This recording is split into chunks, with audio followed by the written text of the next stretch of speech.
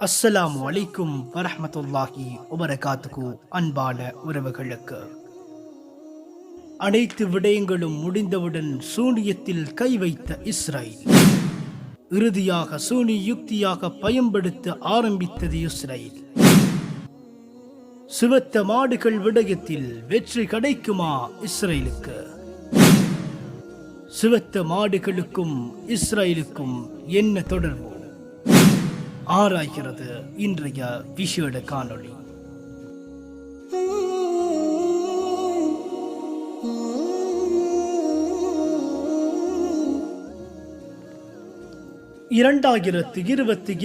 ஆண்டு அமெரிக்காவிலிருந்து 5 சிவத்த மாடுகள் இஸ்ரேலில் கொள்வனவு செய்தது.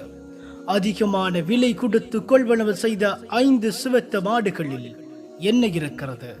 இந்த தொடர்பான விசேட காணொளி இது. பனு இஸ்ரவேலர்களான இந்த மக்கள் நபி மூசா அலைஹிஸ்ஸலாம் அவர்களின் காலத்திலும் வாழ்ந்தவர்கள்.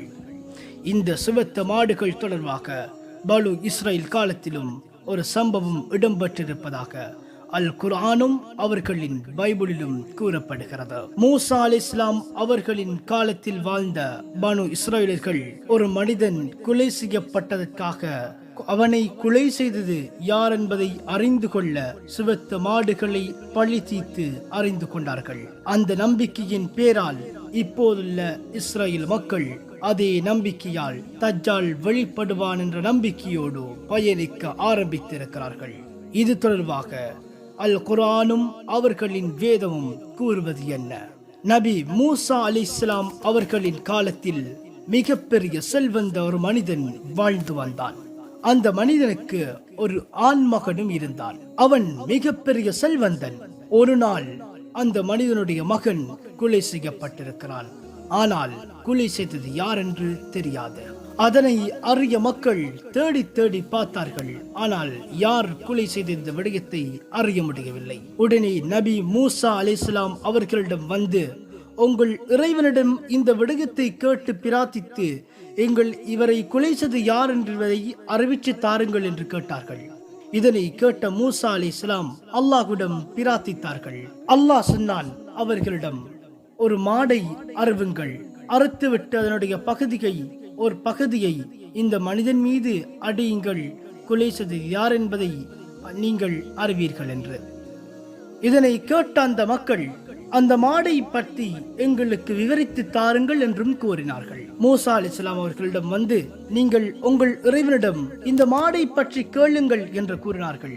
மூசா அலைஹிஸ்ஸலாம் அல்லாஹ்விடம் அந்த கேள்வியை கேட்க அல்லாஹ் இவ்வாறு சொன்னார், அந்த மாடுகள் வயது போன மாடும் அல்ல, இளம் வயது மாடும் அல்ல, நடுத்தரமான மாடுகள் தான் அவை என்ற. இதனை கேட்ட அந்த மக்கள், இதுவும் புரியவில்லை, அந்த மாட்டை பற்றிய தகவல் இன்னும் வழங்கப்பட வேண்டும், உங்கள் இறைவனிடம் கேளுங்கள் என்று மீண்டும் கூற மூசா அலைஹிஸ்ஸலாம் அல்லாஹ்விடம் கேட்டார்கள். அல்லாஹ் அந்த மாடுகள் சிவத்த நிற மாடுகள், பார்ப்பவர்களுக்கு பசுமையூட்டும் பரவசம் அளிக்கும் மாடுகள் என்பதை அறிவித்தான்.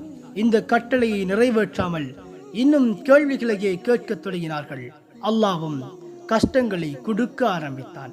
அந்த மக்கள் மூசா அலைஹிஸ்ஸலாம் அவர்களிடம் வந்து, இல்லை, இதுவும் புரியவில்லை, இன்னும் விளங்கப்படுத்துங்கள் என்று கூறினார்கள். அதனை மூசா அலைஹிஸ்ஸலாம் அல்லாஹ்விடம் மீண்டும் கேட்டார்கள்.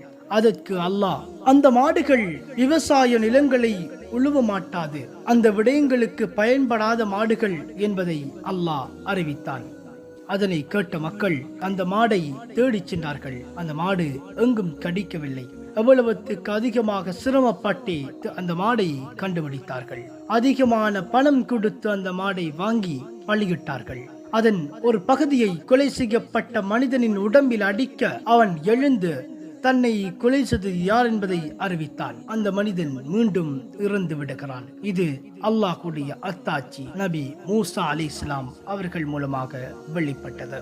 இந்த மக்கள் இப்பொழுது சிவத்த மாடுகளை பலியிடுவதனால் தஜ்ஜால் வெளிப்படுவான் என்பதை நம்பிக்கையோடு பலியிட போவதான தகவல்கள் உலகத்தில் வைரலாகி வருகிறது. இறுதியாக எல்லா சதிகளும் முடிந்து விட்டவுடன் சூனிய யுக்தியாக யூதர்கள் இந்த விடயத்தை கையாள இருப்பது எவ்வளவுக்கு சாத்தியமாக போகிறதோ தெரியவில்லை. இது தொடர்பான முழுமையான காணொளிகளை இன்ஷா அல்லாஹ் நீங்கள் எதிர்பார்க்கலாம்.